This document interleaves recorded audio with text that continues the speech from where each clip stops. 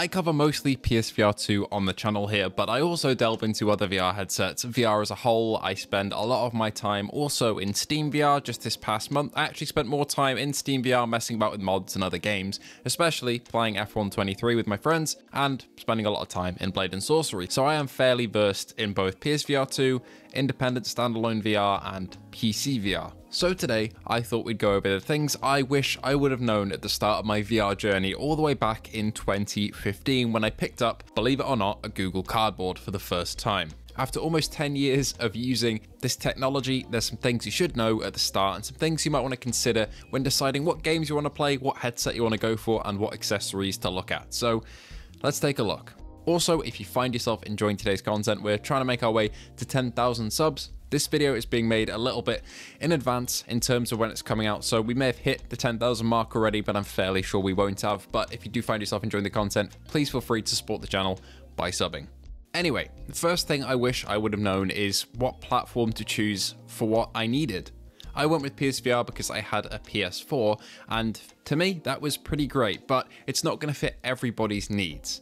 There's three options you can really look into, but PSVR 2, at the moment at least, looking into the future, looks like it's going to fall into 2 out of 3 of them.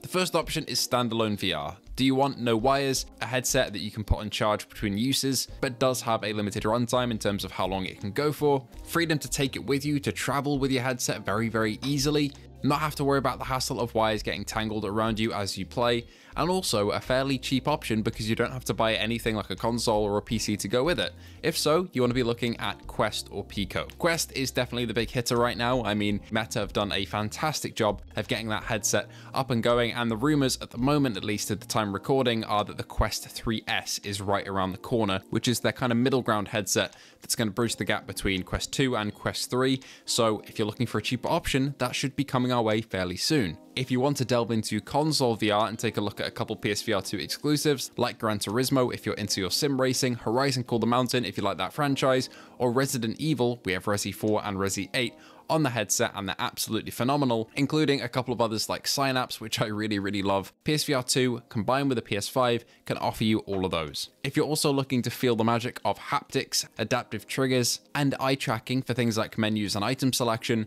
PSVR 2 has you covered there as well. But if you want to delve into the world of modding and also experimenting with your VR setup more freely, PC VR will have you covered in terms of compatibility with Steam VR and OpenXR in terms of how to run your games and to get the most out of them. It'll also offer you a vast array of titles with, of course, modding support for games like Blade and Sorcery, VTOL VR, Skyrim VR, Fallout 4 VR, you name it, along with big flagships like Half-Life Alyx. In terms of a PC VR headset, there's a lot of options you can go for. You could go for a standalone PC VR headset like the DPVR E4, or you could get a headset that works standalone and works with a PC if you're looking to get standalone right now and upgrade to PC VR in the future. In that case, look at the Quest lineup and see what takes your fancy. However, if you also want to have PSVR 2 on PS5 and PC, that support is coming sometime in the future. Sony just patented the PSVR 2 PC adapter a couple months back, so that's definitely on the way now, it seems. So you'll be able to use your PSVR 2 with its lovely OLED screens on PS5 and PC VR if you want to use that as a PC VR headset. The point of this section is that you've got a lot to select. You've got a lot of variety, a lot of differences between headsets,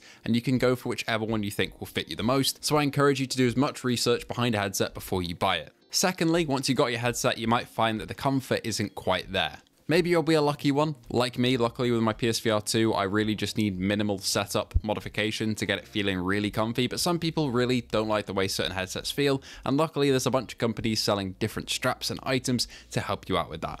You can also look at these companies to get VR lenses, and one such company is actually the paid partner of today's video, as this video is partnered with VR Wave.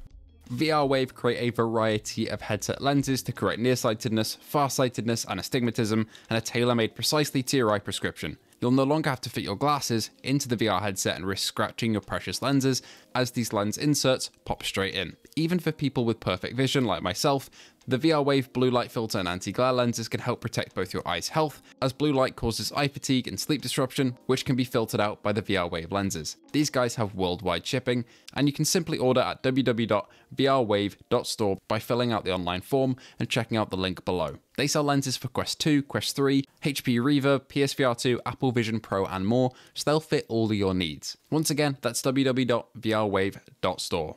Thank you to VRWave for being the paid partner of today's video and being someone I can plug here as a trusted PSVR 2 accessory provider. On the topic of lenses, we have to talk about different lens types and also taking care of them. If you've got a VR lens cover, make sure they are clean, and that goes for your lenses as well. Just make sure that you keep them out of harm's way to prevent any scratches. Use a microfiber cloth only to clean them, and don't use any chemicals because you might remove the anti-glare coating that most lenses have on them. And if you're using Fresnel lenses like in the upcoming Quest 3S or the PSVR 2, just make sure you've got that sweet spot nailed down. It may take a little while to find the sweet spot, and that's the center of the lens, essentially, where your eyes will sit just about perfectly and get clarity, and the rest of the lens may be a bit blurry, but just have a play around with, especially the back of the headband positioning is key, and how tight it is, because once you get that sweet spot, you may realize that you've been playing needlessly blurrily for a fairly long time. The next thing that I wish I knew when I started out with PSVR 2 and VR in general is the amount of demos that are available. Whether it be on Quest, on Steam, or on PSVR, there'll be demos for quite a lot of games for you to try. From AAA to indie, these devs want to put their best foot forward and show you what they have to offer, and these demos are free. Sure, a lot of them don't last very long, but they'll give you a taste of the full game, and if you're unsure about buying a VR game, they're the best place to start to get a feeling of what it actually will be like in the headset if you do purchase the full thing, so I'd implore you to check them out. The next tip that I wish I knew is just to realize that at the start, you're going to feel sick. It's been a lot of time since I felt this way since I've been playing VR for, as I said, almost a decade now. But for the first couple weeks, I felt pretty motion sick in the more intensive games. And the best thing to do here is to just stop. As soon as you feel motion sick, take the headset off and let your brain relax and realize that it's not in danger and it doesn't need you to throw up. Of course, there are other ways to alleviate this as you get used to motion sickness and it slowly goes away, like you can use a fan blowing at you to retain a sense of presence in the real world while you have your headset on. Various games also have functions built in like teleport and vignetting to make you feel less sick as you play, and I'd recommend starting out with those because most games, no matter if they're indie or AAA, will have those features in there. So take all the accessibility options into account and just play at your own pace at what feels comfortable, and don't push yourself too hard. The next tip that I wish I knew is to research multiplayer games, especially. If you're going to spend money on a multiplayer VR game, unfortunately the player counts for a lot of these just aren't there in this day and age. We're not quite at the point where VR is completely mainstream yet, so aside from a select few, some multiplayer games may have quite low player counts and you may not be able to find a game. That's not to discourage you from looking at multiplayer games. There are plenty of great ones out there with good player bases, but just make sure the multiplayer game you're buying does have a player base. Check out reviews, check out the latest info about them, and ensure you're going to actually be able to play this multiplayer game that you're spending money on before you buy it.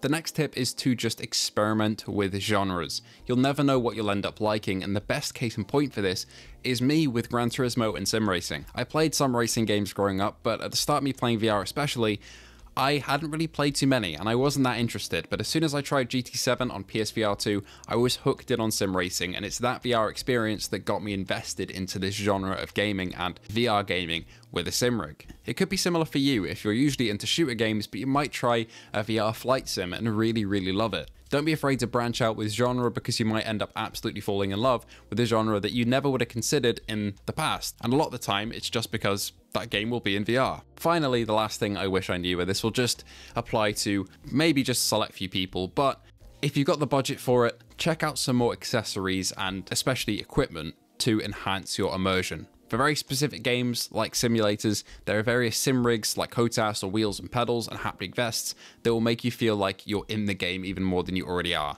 If you're a sim racer and you're playing on controller at the moment with a VR headset, and this may apply to some GT7 players, if you have the budget for a wheel and you really enjoy sim racing, I would strongly recommend it because it will increase your immersion by a massive factor for these specific sim games. Again, that's only if you have the budget to do so. Don't feel pressured to think, oh shit, I need a wheel to be a proper VR sim racer. You honestly don't.